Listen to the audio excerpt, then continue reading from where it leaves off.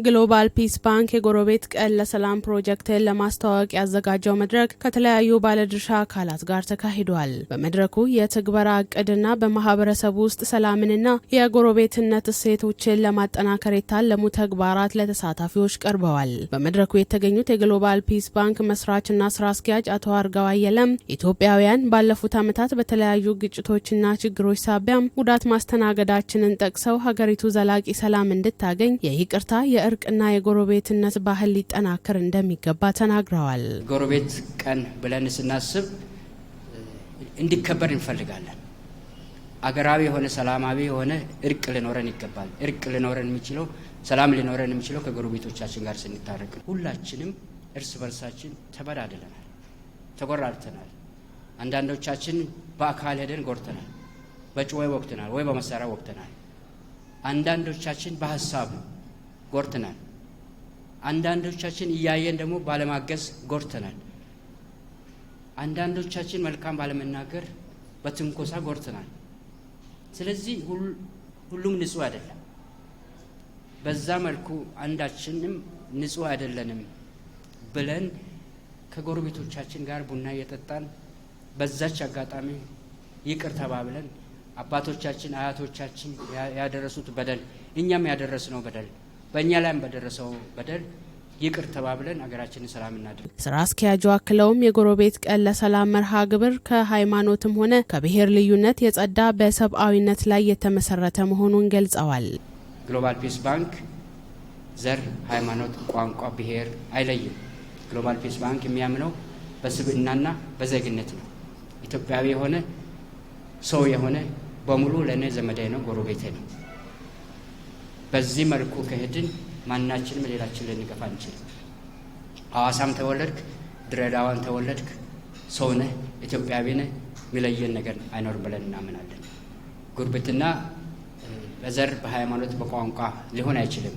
በተለይ ወደ ከተማ ብንመጣ በመድረኩ ከተለያዩ ዘርፎች የተውጣጡ ተሳታፊዎች በፕሮጀክቱ ዙሪያ ያላቸውን ጥያቄና አስተያየቶች ያቀረቡ ሲሆን ለጥያቄዎችም ምላሽና ማብራሪያ ተሰጥቶባቸዋል። ጎረቤቴ ጋር ሰላም ከሌለ እኔ ብቻ ሰላም ይኖራል የሚል ነገር የለም።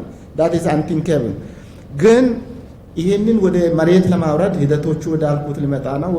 ወደ መሬት ለማውረድ ከየትኞቹ ድርጅቶች ጋር ለምሳሌ እንደ አገር የሰላም ሚኒስቴር አለ፣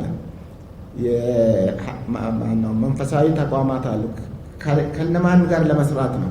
ይህን ወደ መሬት ለማውረድ ከነማን ጋር እየሰራቸው ነው? አይዲያ ሼር እያደረጋቸው ነው የሚለውን ለመጠየቅ ነው። የጎረቤት ቀን ለሰላም የሚለውን አጀንዳ የራሱ አጀንዳ አድርጎ ቢንቀሳቀስ እና ከወጣቶች ተቋም ጋር በደንብ ቢሰራበት ይሄ ነገር መሬት አስይዘን መስራት እንችላለን።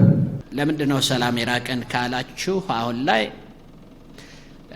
በቅርቡ አንድ ጥናት እየሰራን ነው። ሶሻል ኮሄዥን የሚባል ኮንሰፕት ላይ እምነት፣ መተማመን በጣም ተሸርሽሯል እዚህ ሀገር ላይ።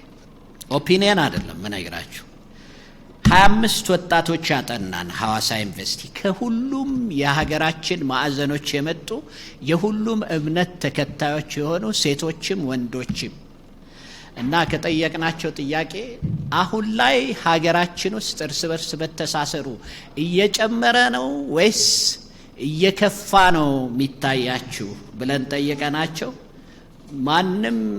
ከማንም ጋር ሳይከራከር ዩናኒመስሊ በጣም እየተሸረሸረ እያሰጋን ነው ያለው ነው ያሉት። ስለዚህ ትረስትን ለማጠናከር እንዴት አድርገን ነው መስራት ያለብን? ጉርብትና ላይ መስራት። ብዙ የመንግስት ኃላፊዎች ጋር ሄደናል። ብዙዎቹ ቀናዎች ናቸው። ሚኒስቴር መስሪያ ቤቶች ጋር ፕሮፖዛላችንን አቅርበናል። በጣም በቀና በድጋፍ ነው ያዩት። የጎረቤት ቀን ለሰላም በሀገር አቀፍ ደረጃ እንዲከበር የሚያስችሉ ጥናቶች ተደርገው በጥናቱ የሚገኙ ውጤቶችና ምክረ ሀሳቦች ተጠናክረው ለሚመለከተው የመንግስት አካል እንደሚቀርብ ተጠቁሟል። ይህም የጎረቤትነትንና የሰላምን ባህልን በህጋዊና ተቋማዊ መሰረት ለማጠናከር የታለመ እንደሆነም ተመላክቷል።